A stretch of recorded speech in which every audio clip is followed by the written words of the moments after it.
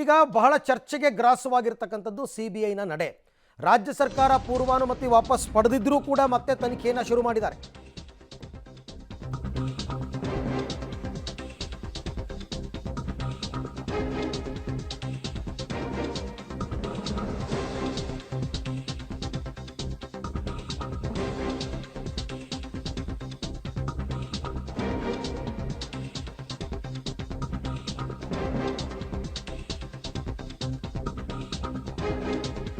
ಈಗ ಸರ್ಕಾರ ಪೂರ್ವಾನುಮತಿ ವಾಪಸ್ ಪಡೆದಿದ್ದರೂ ತನಿಖೆ ಶುರು ಮಾಡಿದೆ ಸಿಬಿಐ. ಇದು ಭಾರಿ ಚರ್ಚೆಗೆ ಗ್ರಾಸವಾಗಿದೆ.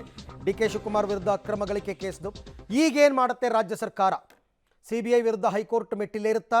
ಕುತೂಹಲ ಮೂಡಿಸಿದೆ ಸಿದ್ದು ಸರ್ಕಾರದ ಮುಂದಿನ ನಡೆ ಏನು ಮಾಡುತ್ತೆ ಅಂತ. ಬಟ್ ಹಾಗೆ ನೋಡಕ್ಕೆ ಹೋದರೆ ರಾಜ್ಯ ಸರ್ಕಾರ ಪೂರ್ವಾನುಮತಿಯನ್ನು ಹಿಂಪಡೆದಿರ್ತಕ್ಕಂಥದ್ದನ್ನು ಕೋರ್ಟ್ ಏನು ಒಪ್ಪಿಲ್ಲ.